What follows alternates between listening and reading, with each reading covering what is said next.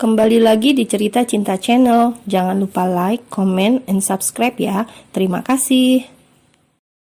Mobil yang ditumpangi Agam dan Baby akhirnya sampai di mansion Matteo.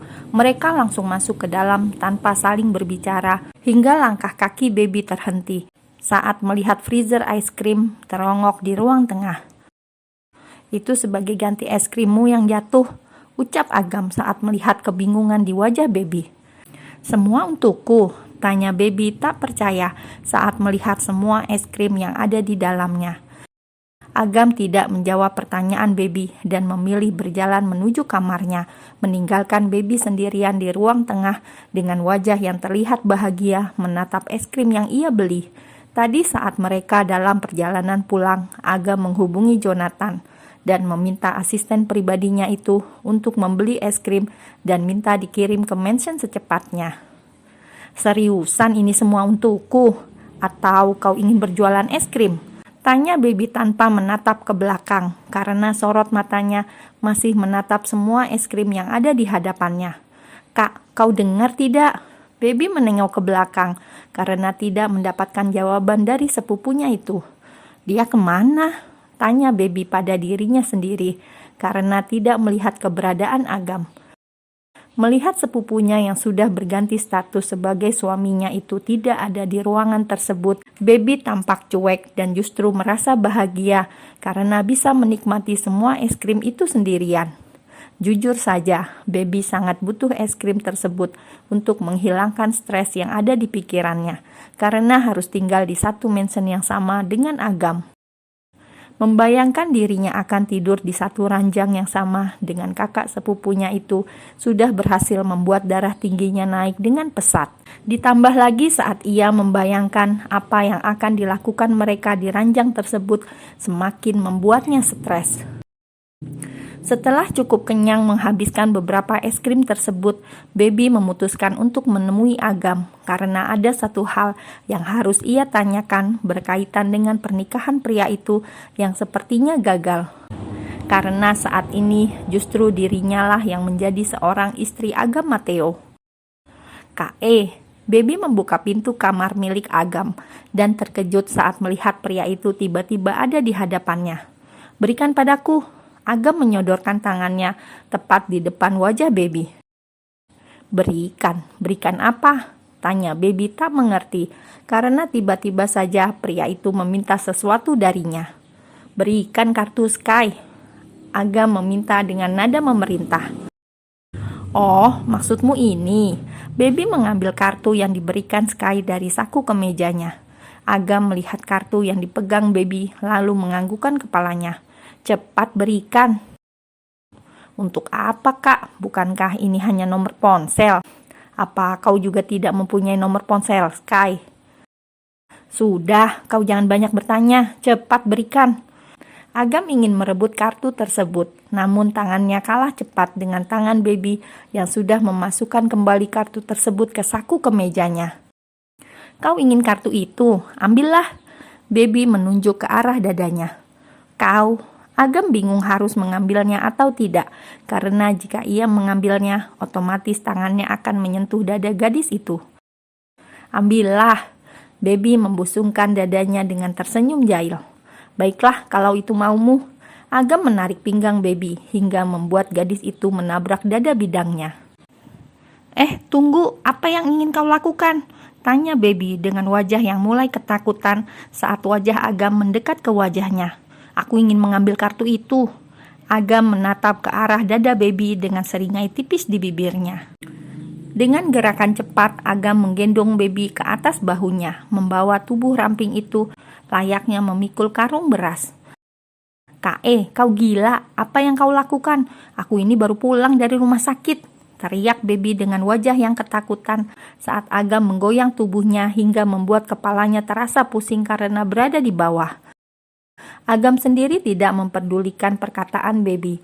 Ia terus menggoyangkan tubuh Baby dan baru menurunkan gadis itu saat mendengar sesuatu yang terjatuh di atas lantai. Akhirnya, Agam mengambil kartu dari atas lantai dengan senyum penuh kemenangan. Kak, kau benar-benar gila.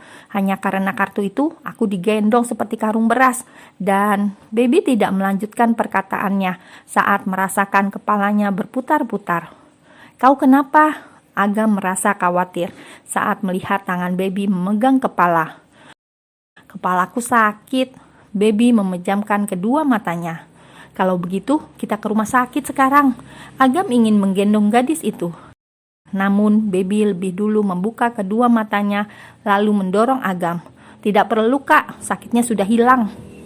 Apa kau yakin? Agam masih merasa cemas dengan keadaan baby. Ya, baby menganggukkan kepalanya.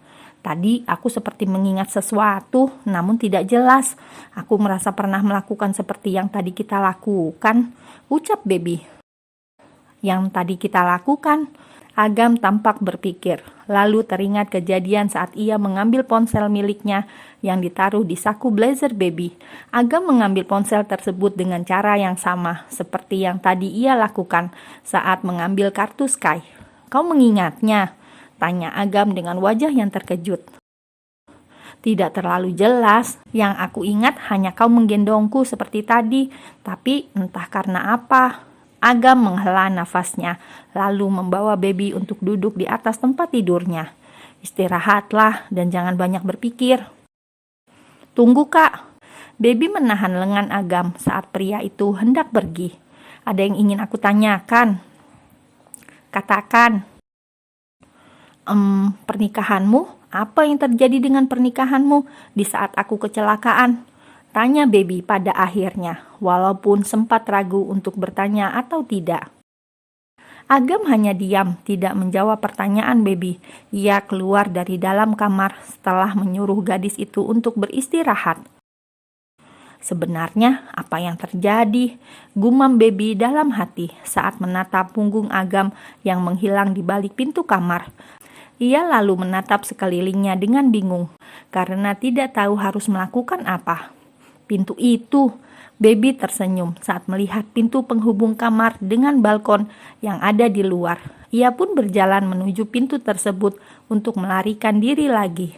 Sial, kenapa pintunya dikunci? Umpat baby karena tidak bisa membuka pintu tersebut.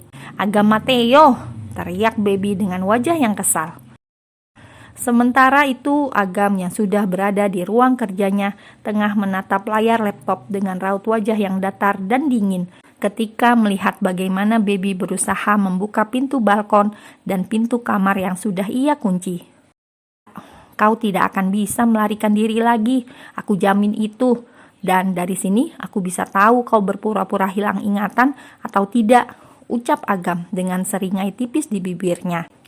Cukup satu kali baby bisa melarikan diri dari mansion miliknya dan tidak untuk yang kedua kalinya. Mau ditaruh di mana harga diri seorang Agam Mateo jika istrinya itu melarikan diri lagi. Dan melalui kamera CCTV yang ada di kamarnya, Agam pun bisa mengetahui apa saja yang dilakukan gadis itu. Karena sejujurnya ia masih tidak percaya baby hilang ingatan. Keesokan harinya, bunyi alarm yang begitu memekakan telinga membuat baby terbangun dari tidurnya. Dengan keadaan setengah sadar, ia mencari bunyi tersebut yang sudah mengganggu tidurnya. Berisik, gerutu baby seraya mengambil benda dari atas nakas, lalu melemparnya begitu saja. Ia kemudian menarik selimutnya untuk tidur kembali. Namun baru saja baby hendak memejamkan kedua matanya, ia teringat sesuatu. Lalu dengan segera turun dari atas tempat tidur untuk mencari benda yang baru saja dibuangnya. Sial, di mana ponselku? Baby merutuki kebodohannya yang tanpa sadar sudah membuang ponsel miliknya sendiri.